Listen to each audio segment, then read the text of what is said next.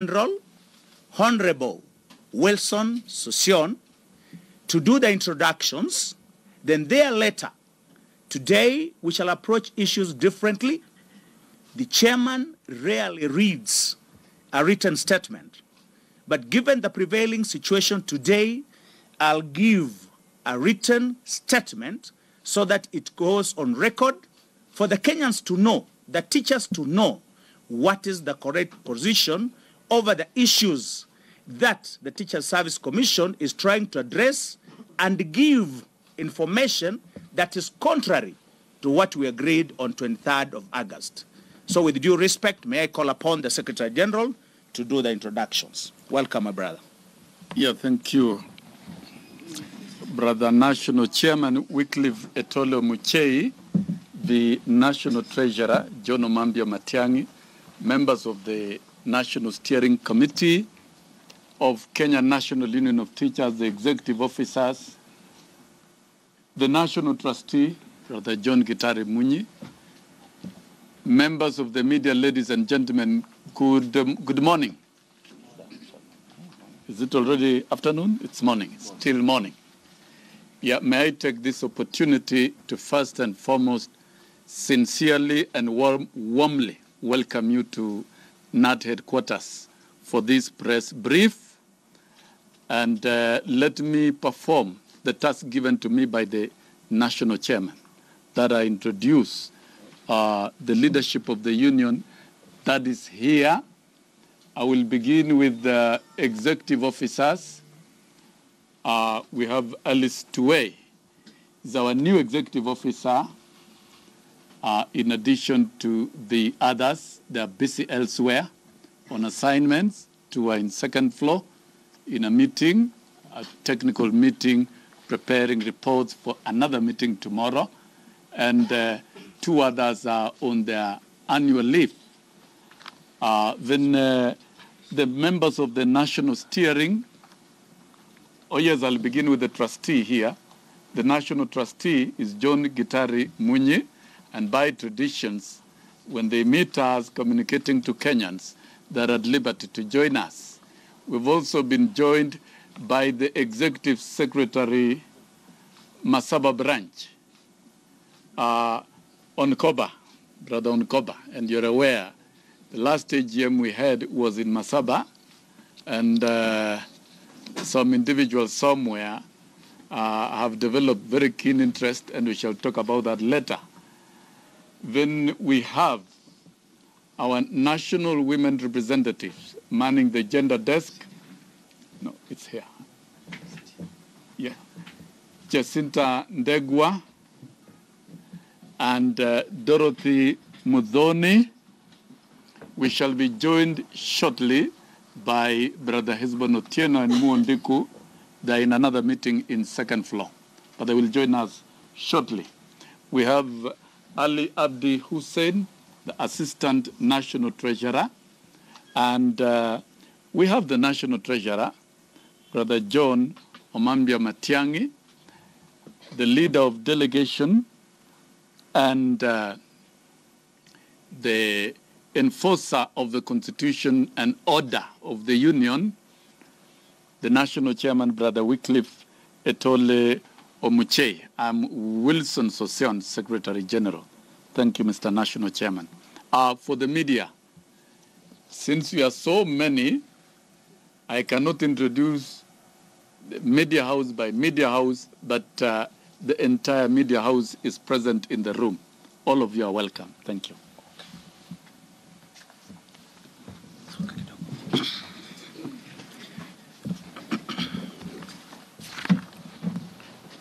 Thank you so much, Secretary General, for that very beautiful and good introduction.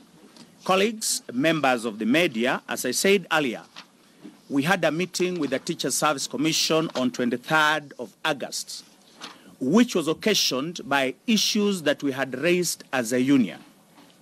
There were developments that came out of that meeting, and thereafter, we've seen a lot of press releases by the Teacher Service Commission. Today, as a union, we have decided to put records clear. We are an independent union. We have a constitution that we operate on. We have the rights of defending our members. We are a properly registered union. And that's why the Teacher Service Commission has a right to engage us on issues that are affecting our members. So today, I'm going to read a statement over what transpired in that meeting. It is entitled, Unwarranted Attack on Kenya National Union of Teachers, Leadership by the Teacher Service Commission, Top Officials. Members of the media, due to compelling reasons, KNUT will wish to make it crystal clear that the union and the Teacher Service Commission held a fruitful day-long consultative meeting at the Commission headquarters on August 23rd. The matter of discussion centered on the 2017-2021 Collective Bargaining Agreement, CBA. Primarily, the issues that were addressed in line with the Teachers Service Commission Act 2012 included the following: career progression guidelines for teachers, the Code of Regulations for teachers, teacher professional development, teacher appraisal tools, and delayed teacher promotions.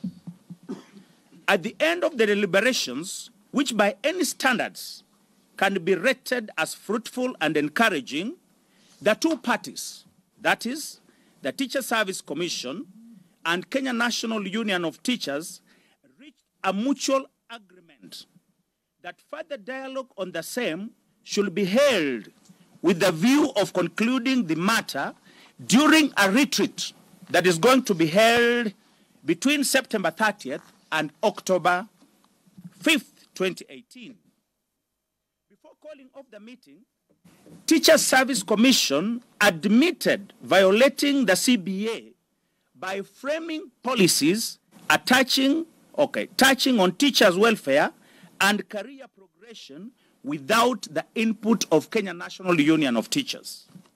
In fact, it was on this basis that the Commission agreed to review the contagious policies during the retreat that is going to be held on the stated dates. The two parties formed a joint CBA monitoring and evaluation committee to steer the dialogue on the above-mentioned items.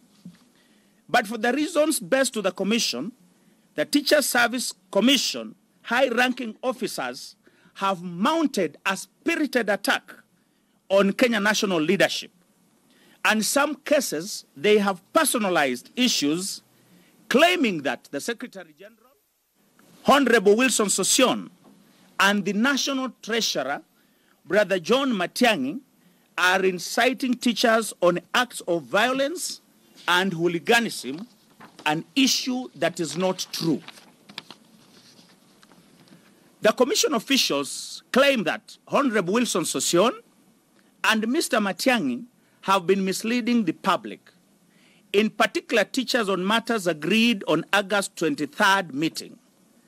The correct position of the matter is that the union leadership has only been articulating the issues that were deliberated upon in that meeting.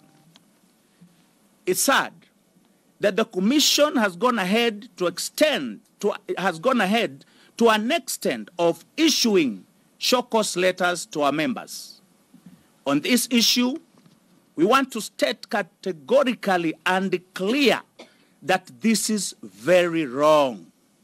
It violates the Kenya Constitution, it violates the rights of our members, and Section 41 of that Constitution, which states that every worker has a right to form a union and participate in its activities and all its programs.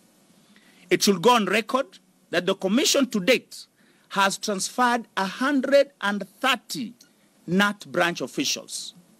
This has caused a lot of problems in our branches. And we are all aware. We raised an issue on delocalization. You are all aware members complained that this policy is not tenable. It is a policy that does not even exist in the teaching profession. We raised that issue. We raised with the commission. The members complained about it. And it is a common knowledge. Even the head of state issued a decree and said the Teachers Service Commission must reverse this position. One wonders if the head of state has stated clearly that this policy of delocalization should be revised. Who is this in the Teachers Service Commission that is trying to go against the position of the head of state? And on this note, the Kenya National Union of Teachers wishes to thank His Excellency the President for having listened to us, for having listened to the plight of the Kenyan teachers and said this policy must be reversed. Our position is very clear. And we want to tell the Teachers Service Commission, we are major stakeholders in the teaching service. We are concerned with the teaching profession in this country. We agreed in our CBA that indeed the Teachers Service Commission cannot introduce any policy without involving the Kenya National Union of Teachers. Our policy and our position is very simple. We are asking the Teachers Service Commission to stick on what we agreed upon in the meeting on 23rd of August. One, they should reverse the transfers of those teachers. Two, our members have a right, according to our Constitution and the Kenya Constitution, Section 41, to participate in the activities of their union, which the teachers of Masaba did exactly by participating and picketing. We want to call upon the Teachers Service Commission to withdraw all the show cause letters that they have written to our members in Masaba branch, failure of which, as a union, we shall invoke a machinery that the Teachers Service Commission is going to regret. Our position is very clear. Let them reverse that policy of delocalization. Let them reverse the letters that they have written to our members in Masaba branch with immediate effect. Because this issue does not even affect teachers in Masaba only. It is going to be replicated, and they'll see it in all the branches, because teachers are not happy about the policies. And if they have to introduce any policy, then the Teachers Service, then the Kenya National Union of Teachers must be involved, and that is the spirit. The spirit is they listen to us, we listen to them. If they don't, then God knows what we are going to do. Ladies and gentlemen, that is the position, and that is the chairman's statement. When the Secretary General issues a statement, he's doing that on behalf of the Kenyan teachers who are members of KNUT. And when the National Treasurer acts, he's doing it on behalf of teachers. He was elected. The idea of personalizing and segregating and targeting leaders of this union is not acceptable. We shall not accept it, and we shall not take it lying down. It's now my humble pleasure to call upon the Secretary General to now issue a proper position, because he's the spokesperson of this union, about those issues we shared deeply with the Teachers Service Commission. Secretary General, welcome.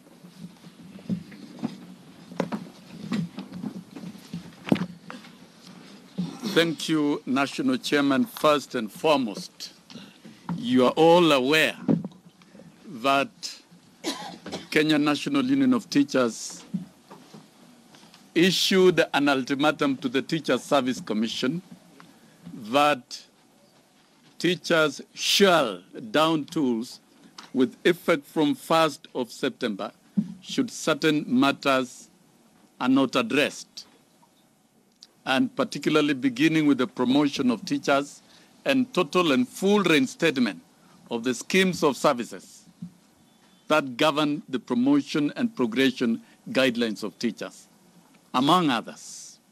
And a meeting was caused with a clear agenda laid out. And number one item was promotion.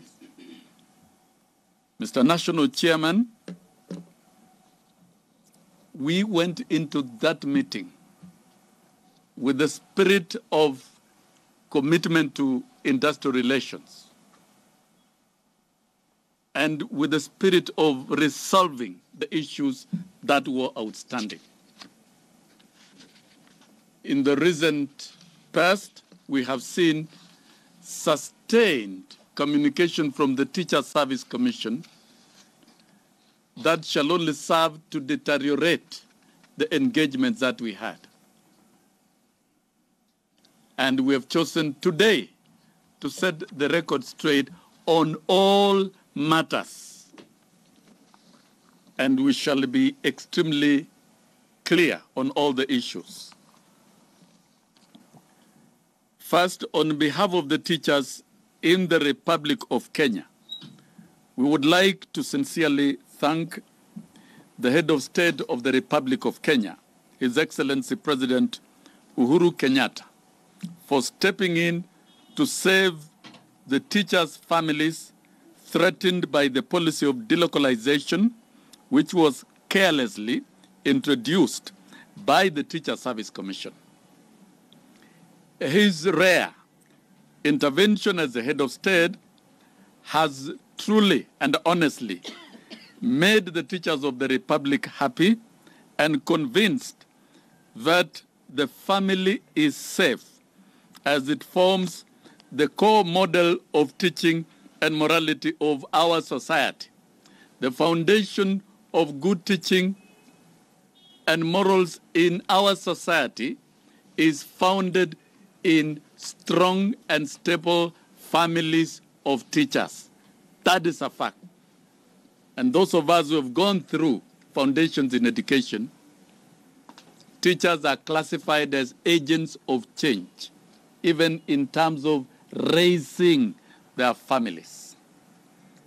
Further, we know too well the global starving norms is that teachers should be deployed closer to their communities where they are linguistically connected, culturally connected, emotionally connected, so that they can effectively teach their learners.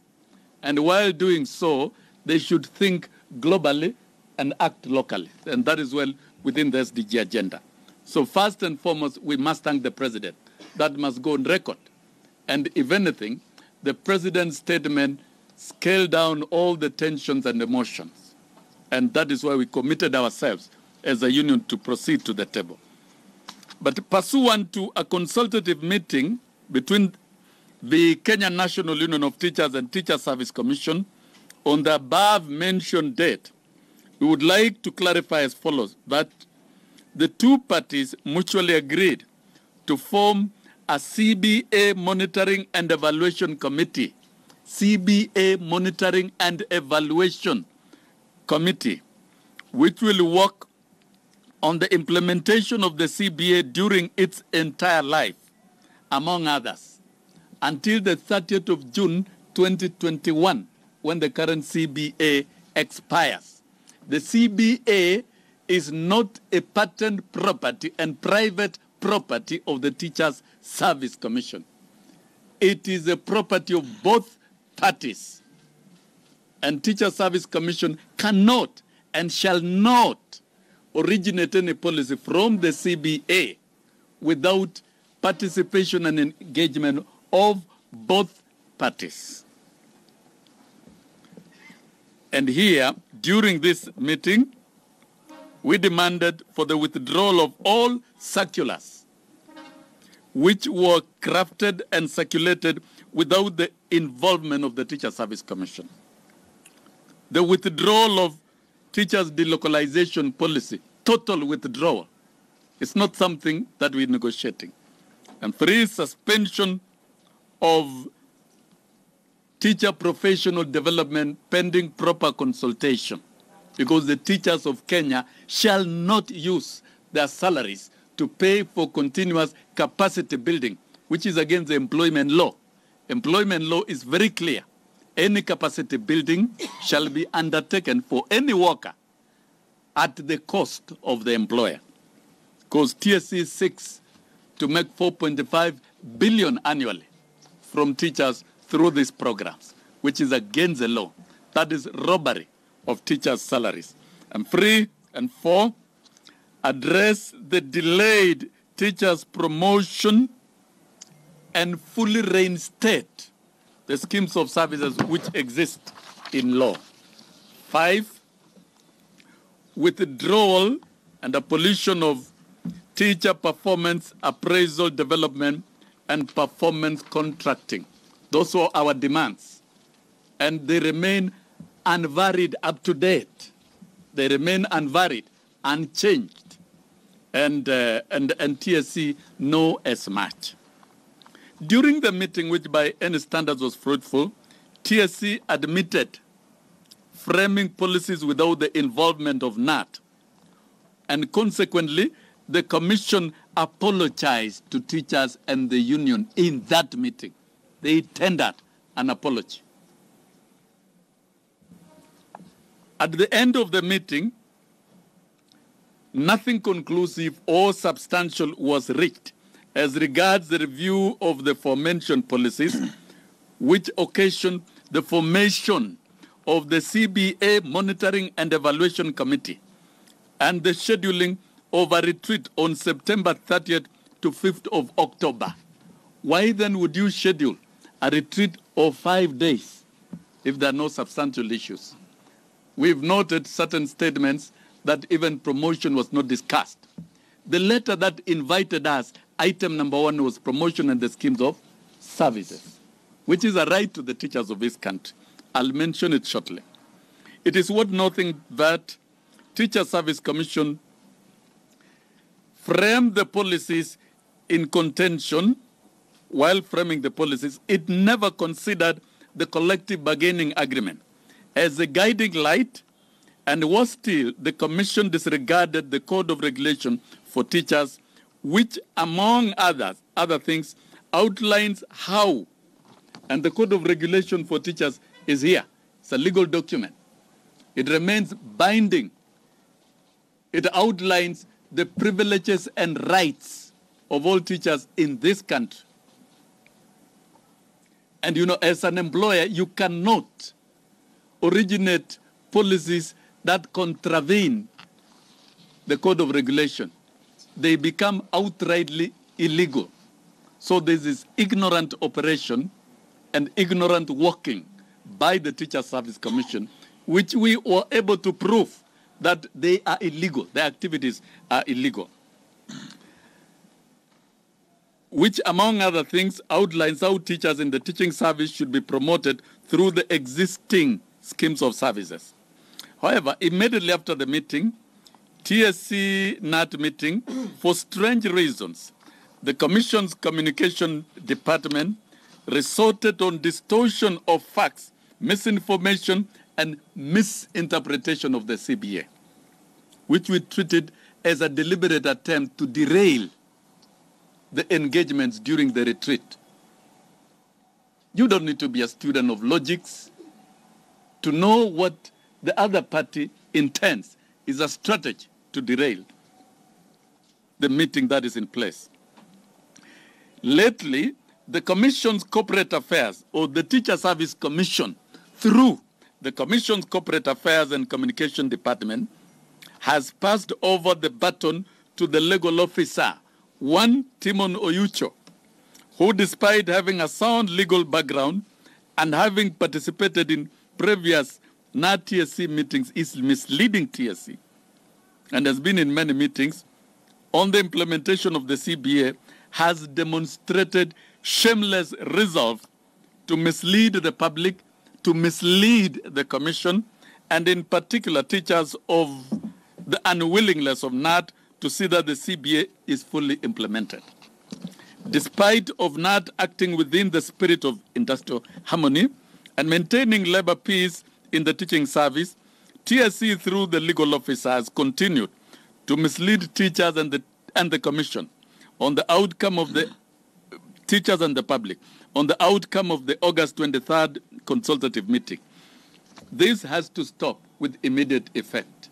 An employer that has a responsibility on a workforce that molds the morals of the children in our society must act with utmost honesty. The well-choreographed propaganda and the timing of the press statements by Teacher Service Commission is suspect, as it is coming weeks to the much anticipated retreat. It is regrettable and quite unfortunate that the Commission is maliciously attempting to engage in savage attacks of the union leadership and members through letters written in bad faith. Of course, transferring of union officials is an attack. Even writing warnings to executive secretaries who are registered and authorized to exercise their mandate is definitely in bad faith, and this amounts to nothing but declaration of war and intention to try to micromanage and run Kenya National Union of Teachers. Never. TSC shall never run the affairs of KNUT. And TSC shall never attack the rights of Kenya National Union of Teachers or any trade unions as provided for in Section 41 of the Constitution. Further, TSC is acting unconstitutionally by intimidating our members who attend our AGMs in exercise of their constitutional rights as per Article 41 of the Constitution. Annual general meetings are held in all our 110 branches every year. And it is a right of members to attend and participate in activities of our general meetings. That's a right. And they are doing so within their constitution. And therefore, TSC cannot engage in dubious methods of trying to pick out and isolate members who participate in our activities and write warning letters. That is unconstitutional, and it will be met with stiff resistance.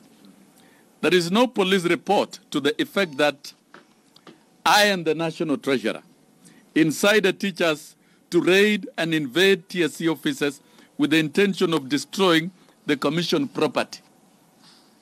KNUT therefore calls on TSC to issue an apology to the union and the teaching fraternity for tainting the image of the profession. A letter has already gone out, which is very specific on our demands to the TSC. In the meantime, we call on our members to attend all our AGMs in numbers and participate fully in all the activities of our AGMs freely as workers who enjoy their trade union rights as provided for in the Constitution. We also urge our members to keep their, and we have to be very clear about it. KNUT is not a subset of Teacher Service Commission. It's a free and independent union. And when we issue directive, we don't issue them in vain. We say it and we do it in broad daylight.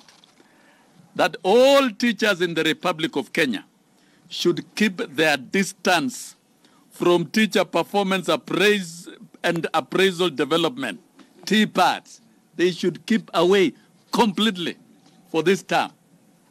We've urged our members and we appeal to the teaching fraternity to stick to professional tools which include the syllabus, be conversant with the syllabus, have it, the schemes of work. They must prepare the schemes of work, the lesson plans, the lesson notes, the records of work, the quality teaching aids, the MacBook, and prepare quality exams for their children. That's the only thing they should have this term. And more importantly, spend your time in class, not in cyber cafes. That we are very clear about it. And that directive is a directive to our members, and they shall comply. In the same spirit, we call on the Teacher Service Commission not to engage non-parties to the CBA in labor matters, particularly professional associations and even parties that have not raised any dispute. You've noted when we raise these disputes, there were side shows of trying to invite other parties to purport to be addressing. These are labor issues that are squarely within the present and the purview of a trade union that is registered and recognized within the ILO standards. These are the KNUT demands. That one, Teacher Service Commission withdraws unconditionally the career progression guidelines which purportedly replace the 3 schemes of service in the teaching service. It should consequently revoke its circular of 2nd of May 2018, which is illegal. The 3 schemes of services in the teaching profession are protected by the Code of Regulation for Teachers, which form an integral part of the collective bargaining agreement. And I would like to make it very clear. The schemes of services outlines various promotions, as I will go through it. And teachers benefit to the tune of 5 billion annually. And the mere abolition of the same means teachers will lose benefiting 5 billion annually from these schemes of services. Number 3, the CBA clearly states that career progression in the teaching service, because I've been quoting the CBA, today we are quoting the CBA, shall be implemented as provided under Part 4 of the Code of Regulations for Teachers. This is the CBA that we signed together with the Teacher Service Commission. And in clause number 12, career progression, it says clearly, parties agree that career progression in the teaching service shall, and the word shall in law is mandatory, it's not optional, shall be implemented as provided under Part 5 of the Code of Regulation for Teachers, Part 6. Part 6 of the Code of Regulation begins from Section 73 up to Section 76, and it's very clear. It recognizes the schemes of services. Teachers shall be promoted according to the schemes of services. How then do you develop career guidelines that are not protected by the CBA itself and even the Code of Regulations? Squarely in simple understanding of law, the action by TSC is illegal.